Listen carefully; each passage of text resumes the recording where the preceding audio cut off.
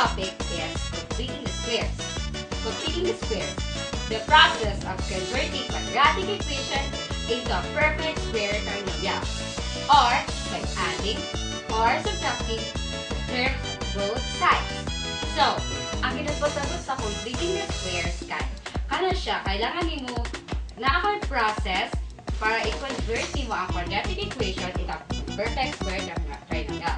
Kabalo naman siguro guys kung unsa ang perfect square trinomial because you've tackled it in the second year or third year. So, for this topic, I have two examples to show you how to solve the completing the square.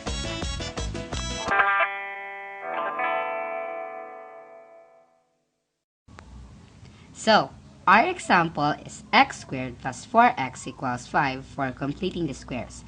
First, you must write down the equation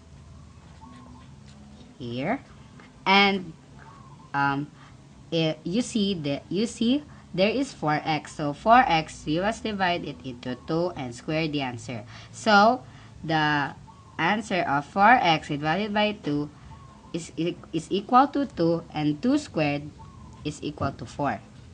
So you must include it in here, and 5, bring the copy down the 5 plus 4. So the next step is you must find the factor of this x squared plus 4x plus 4. So the factor of x squared plus 4x plus 4 is x plus 2 squared equals 5 plus 4 equals 9. So you must square, let me say it in vernacular. I have a difficulty in English. Kani, square root na mo ang x plus 2 squared. So, pag square root na nimo ang x plus 2 squared, square root pod nimo ang 9.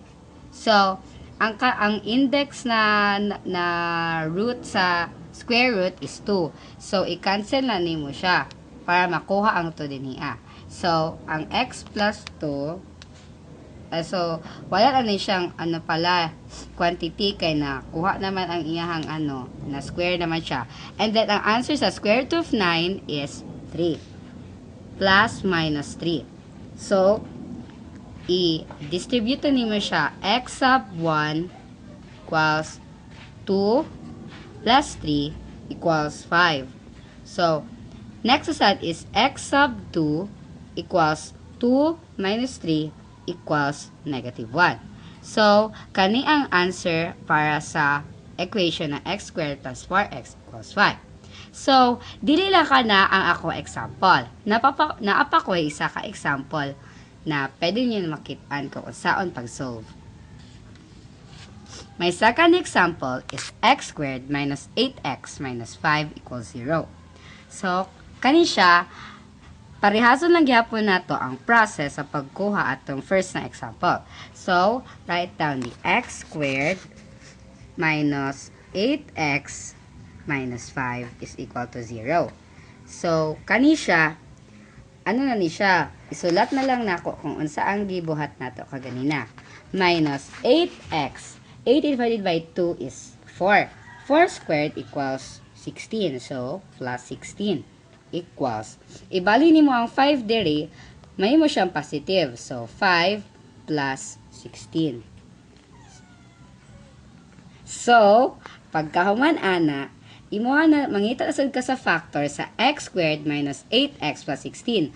Ang iyang factor is x minus 4 squared equals 5 plus 16 equals 21. So, ang himuon na mo ana, squared tasad nimo siya,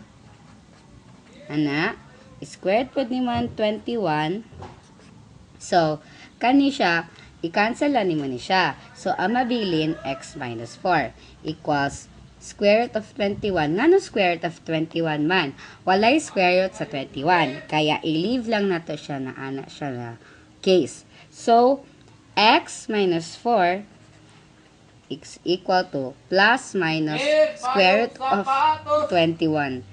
So, ang answer nato is x sub 1 equals 4 plus square root of 21. X sub 2 is equal to 4 minus square root of 21. So, kani atong answer para ani na equation. La la la la la la la. Kung saan na yung gibuhat dire? Na mag-topic man ko para sa mga students. Ano naman ka diha? Sige, oy, di ba ka mo tubog? Sige na, oy. Ano na lang ko, mag-topic na lang ko. Hi, guys! Itong i-topic din karon is all about factoring. Do you know about factoring? Kaya ako, kay walo na dyan ko at ang second year ko. Pero, basic factoring lang siya. Pero karon ito doon ako, basic factoring lang ako. Pero, mas pinalis siya naman. Factoring. Factoring is the process of breaking apart of an equation into factors or separate terms. Pagkagapon sa completing squares, i-add or subtract mo siya size. Pero kaning factoring, kani siya is separate terms mo siya. So, such that when the separate terms are multiplied together, they produce the original equation. So, muto siya, muto yung meaning sa factoring. So, karon tagaan na mga examples sa upang factor sa equation. Bye-bye, May!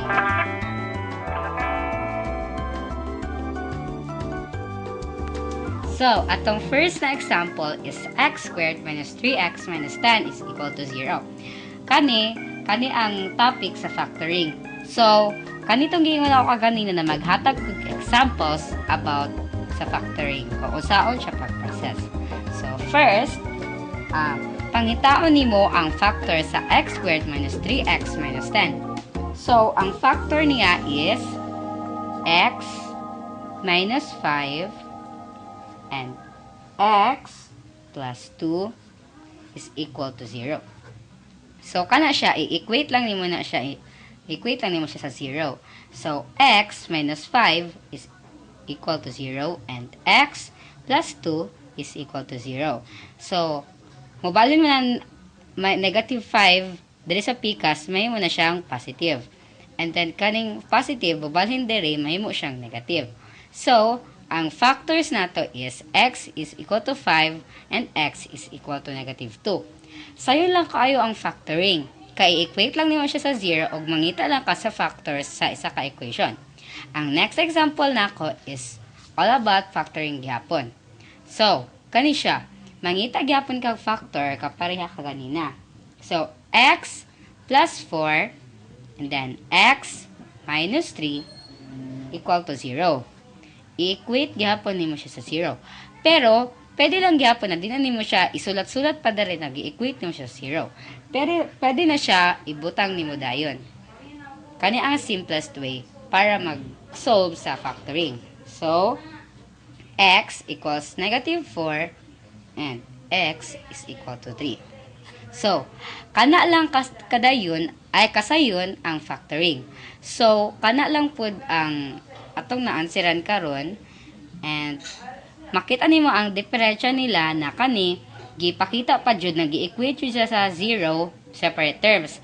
Pero kani gidiretso na lang siya para mas easy pag-process.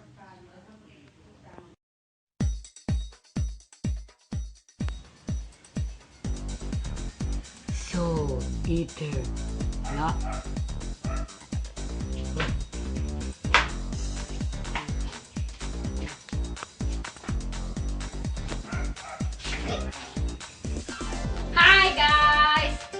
sorry kay guys nag-endorse ko sa Soul Eater na. Pero dili mo na ka na atong topic karon. Ako lang na siyang props. So, atong topic for this day is about synthetic division. Synthetic division ang pinakasayon na himuon naman. So, what is literally synthetic division? Synthetic division is a shorthand or a shortcut method of polynomial division in a special case of dividing by a linear factor. So, kaya synthetic division, na-upload ko yung mga examples ang nakikita sa inyo niya. And sure jud ko na dali lang mga catch up na kana ang pinakadali sa ako sa math, sa intermediate algebra. So, ang ano man good ana, ang first mo na nagbuhaton is long division ka, either mag-synthetic division. But I prefer na synthetic division akong gamiton pag naanap ko yung mga equations na dapat isolve sa nana na process. So, na ako yung mga examples ana para makaibalo mo kung saan pagkuha sa mga equation na hatag sa inyo gamit dating division.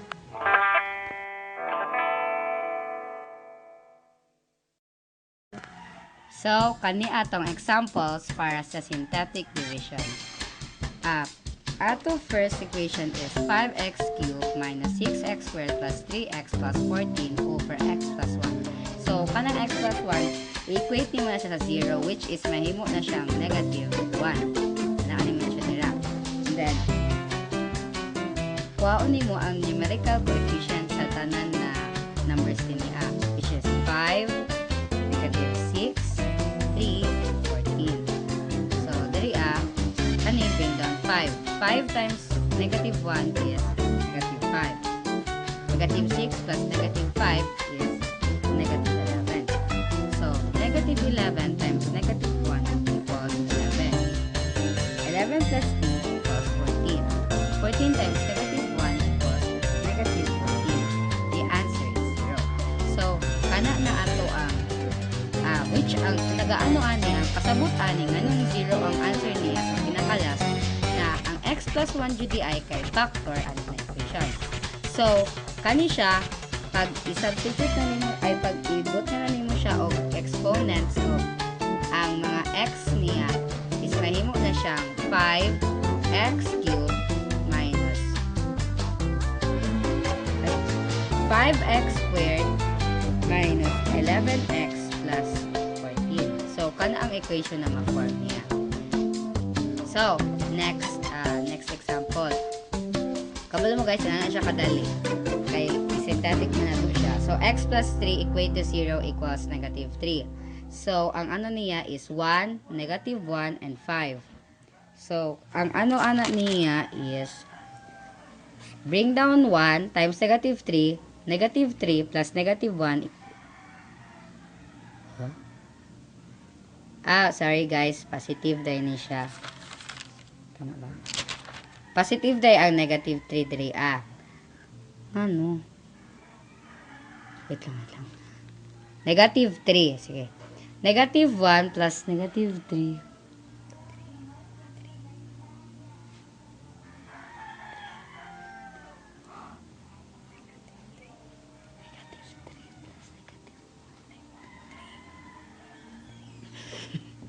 So, 3.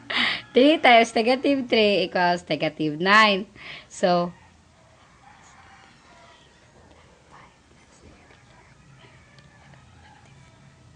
sige. Ang 5 plus negative 9 kay negative 4. So, kani, dili ni siya factor sa x raised to 4 minus x squared plus 5. Nagpasabot na dili ni siya ang factor. Ang x plus 3 kay dili factor ani na equation. So, dili na nato siya kailangan pang inani kay dili man siya factor ana na equation. So, kana lang ako ang mga example sa synthetic division. I hope you learned something.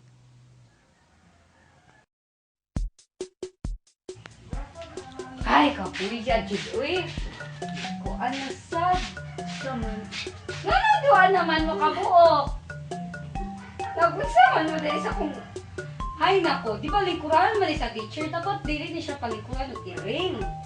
Sige, apil na lang ka mo. Uy, hay nako. So, hi guys, this is my 2 cats. And, ayaw na sila, ayaw na sila pansin ako nasa sa akong gilid. Kay ako, ay daw ko mag-explain sa inyo about the quadratic function. So, what is quadratic function? An equation containing a single variable of degree 2. In general form, ax squared plus bx plus c equals 0, where a, b, and c are constants. So, ano guys, sa quadratic function na ako'y mga examples na makita sa inyo niya.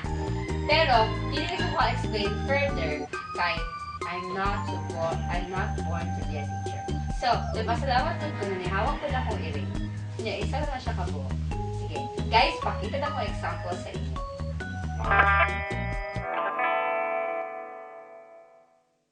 Example para sa quadratic function. So, a is equal to 1, b is equal to 6, and c equals to 5. So, ato na dayon siyang i-substitute para madali ta, para mas easy pa ning ato ang ano diri. So, x, gamitan ng formula ha, x equals negative 6 plus minus 6 squared minus 4 times 1 times 5. And then, over 2 times 1. So, kani, negative 6 plus minus 6 squared is 36 minus 20 divided by 2. So, kana siya. Negative 6 plus minus 16.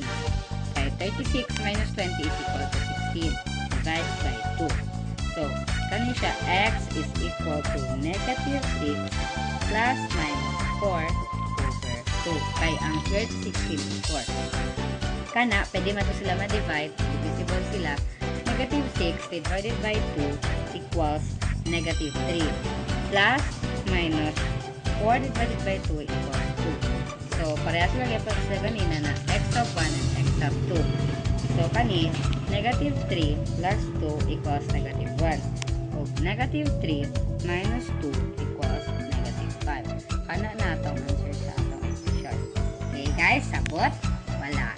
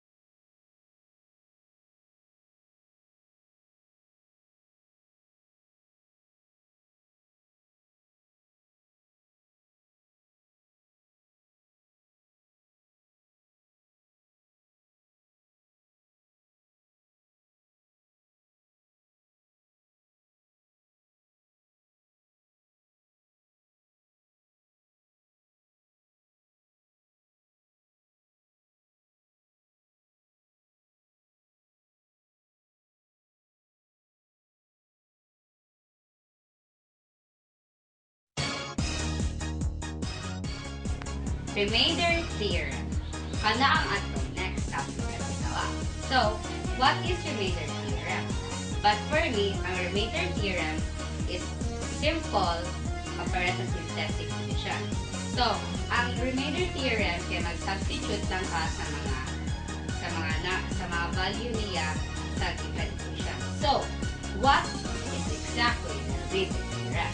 So, if a polynomial p quantity x is divided by x minus c, where c is a real number, so then the remainder is p quantity c.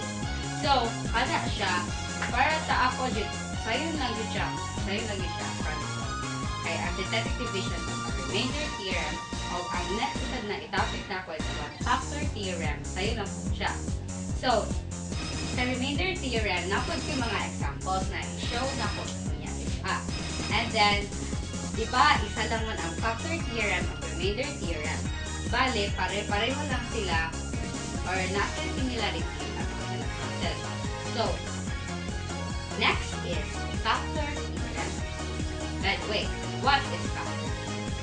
Let p quantity x be a polynomial if p quantity c equal to 0, where c is a real number.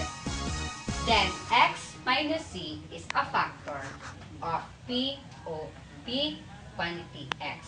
So, sa factor theorem, naapod ko kanang mga examples para ma-show sa inyo kung saan pag-calculate sa factor theorem o sa remainder theorem. Okay?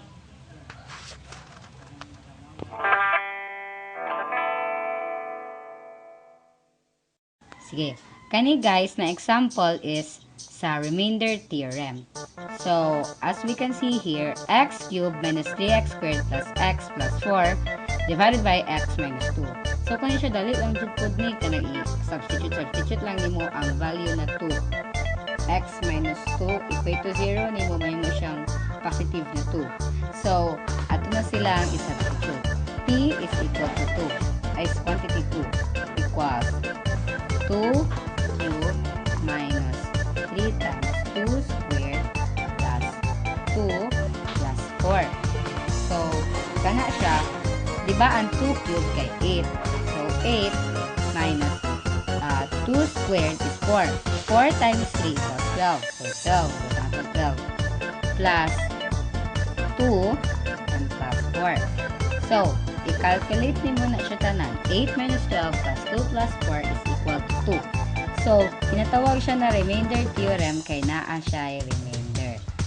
Dili na nato kailangan mag long division para lang makuha ang answer aning niya na equation. Pwede na siya i-remainder theorem, which is in aning process. So, kani atong remainder. Our remainder is 2. So, ang atong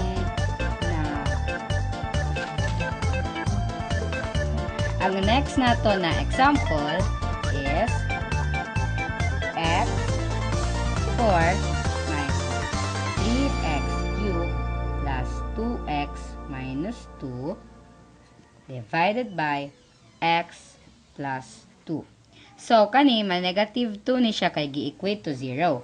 So, ato na siya i-substitute. Negative 2, p equals, p quantity, negative 2, and then negative 2 raised to 4 minus 3 times negative 2 cube plus 2 times negative 2 minus 2. Taas yun siya guys. So, ani, negative 2 raised to 4 is positive 16. Plus, ngano mag-plus sa tadari, kay ngano, kani siya, negative 2 cube is 8. 8 times 3 equals 24. So, mag-positive na siya. And then, 2 times negative 2 is 4 minus 2. And then, i-calculate na nimo siya, add na nimo siya, imaya, 16 plus 24 minus 4 minus 2 is equal to 34. So, atong remainder is 34.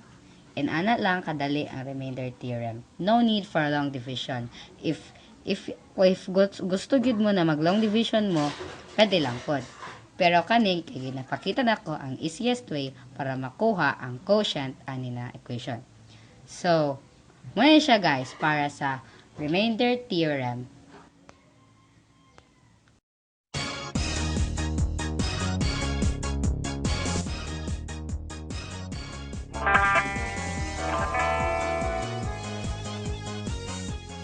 Kani siya guys, yes, muna naman ta sa remainder theorem. Karon mag-factor theorem na sad ta. Kani siya ang ginapangitaan ni gina-test niya kung kani bang x plus 1 kay factor ani nga equation. Kay ang murag signs manggod na kung factor ang kanang x plus 1 sa ani nga equation, dapat ang answer niya is 0. So, i-try daw nato ning x plus 1 sa 2x cubed plus 5x squared minus 3. So, ato na siya i-substitute. P is P quantity negative 1 equals 2 times negative 1 cubed plus 5 times negative 1 squared minus 3. So, kana siya, dali ang gid kaayo. Kani negative 1 cubed, negative 1 lang mo yapon. So, 2 times negative 1, negative 2 plus kanipod, parehapon, 1 negative 1 lang yapon plus 5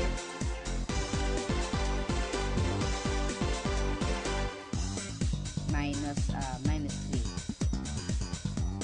So, negative 2 plus 5 minus 3 is equal to 0. So, kanina siya na x plus 1 kay factor ang equation.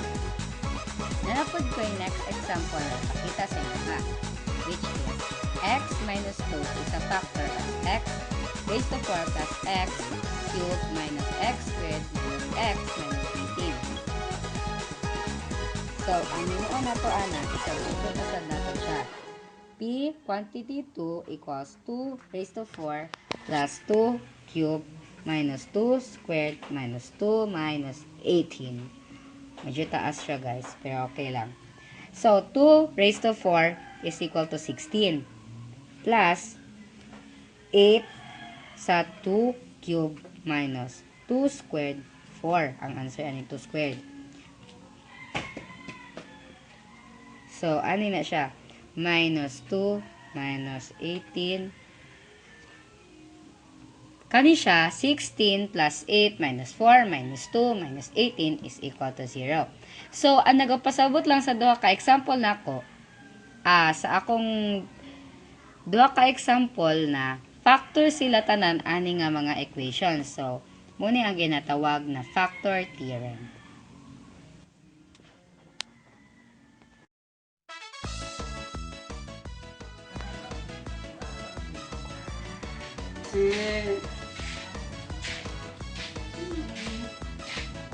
Wala na ko i-erase. Hindi ko i-erase. Wala na yun. Pero, na ako diri para mag-discuss sa inyo about vertex, axis of symmetry, and y-intercept.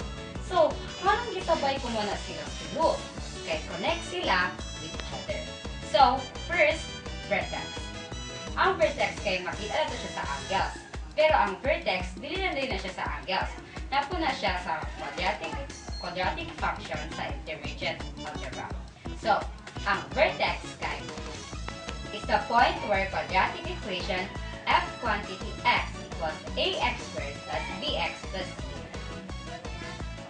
attains the maximum value of a less than 0 or its minimum value where a is greater than 0. So, kana siya, muna ang vertex. So, next is the axis of symmetry. The axis of symmetry is the line about which the graph is symmetric. So, kana siya ang, kana na ba yung di ba, nakadungog na mataog sa ng symmetry. Sa mga past few years, naana siya gamay na idea about sa symmetry sa elementary. So, kanang axis of symmetry is the line sa graph sa quadratic function. And then, sa next nato is the y-intercept. Familiar? Yes. Familiar, di ba?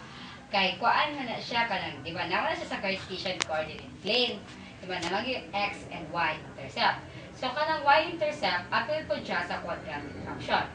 Ang y-intercept ay the graph of fx equals ax squared plus bx plus c crosses the y-axis at the point where x is equal to 0. So, kana siya na mga topics kay naako tanan ana examples na ipakita nako sa inyo haon niya para makita ninyo unsa ang process ug unsaon siya pag calculate.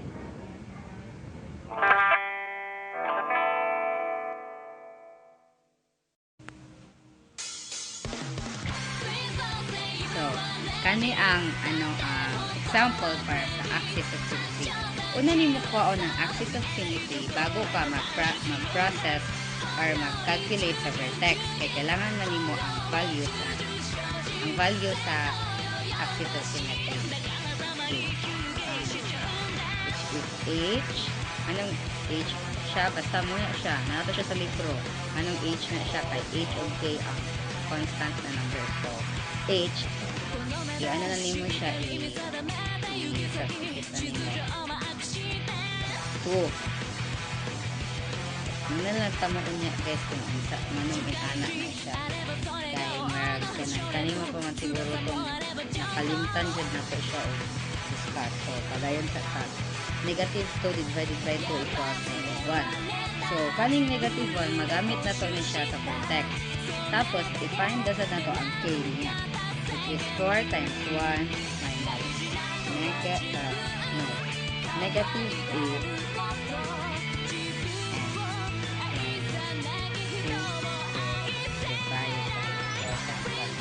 So, may mo siyang negative 32 minus 4 divided by 4. Nga no?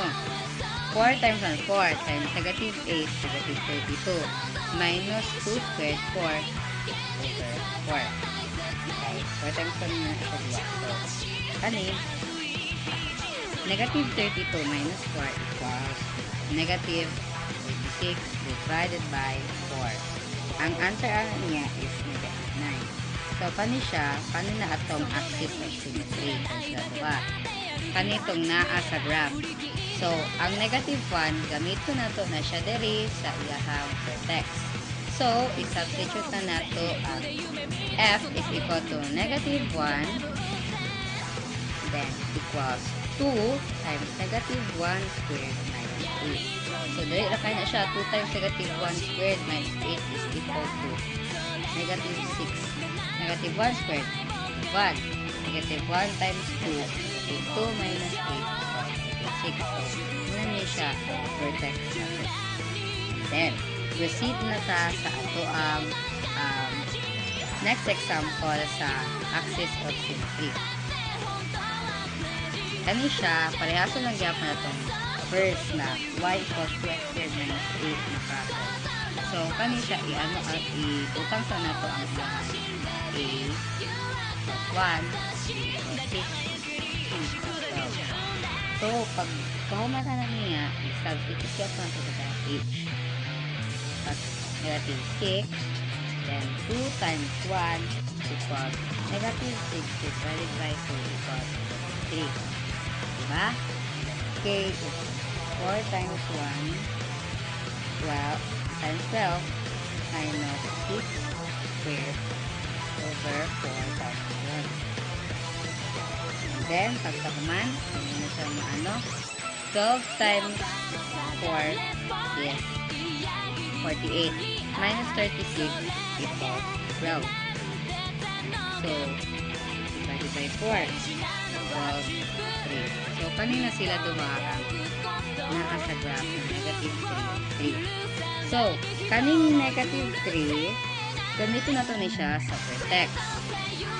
And by the way, ang y-intercept sa vertex ay sa vertex is 12.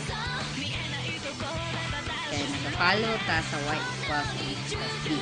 So, kanin siya, ito na siya substitute. F is negative, negative 3 equals negative 3 squared plus 6 times negative 3 plus 12. So, kanin siya, 9 minus 18 plus 12. Anong 9 siya? Negative 3 squared, 9 minus 6 times negative 3 is negative 18. Tapos plus 12.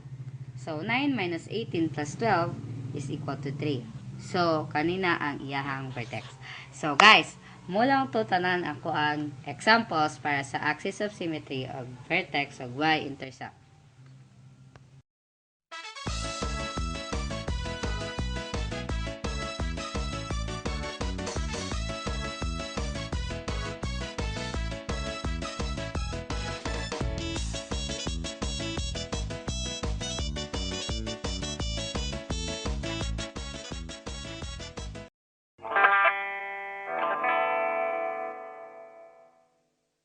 Kay na-distract man ta, so kanya ay isa po sa discriminant. Fx equals x squared plus 6x plus 6. So, a is equal to 1, b is equal to 6, c is equal to 6. So, ang b niya is 6 squared minus 4 times 1 and 6, which is, ang igamit ani is b squared minus 4ac. So, dali lang kayo niya siya, guys. 6 squared, 36 minus 4 times 6, 24. So, ang answer is 12.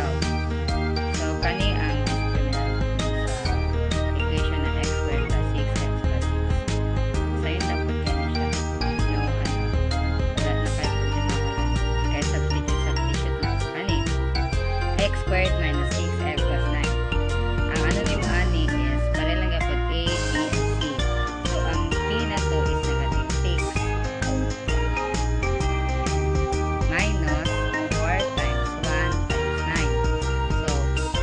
4 times 6 squared is 36.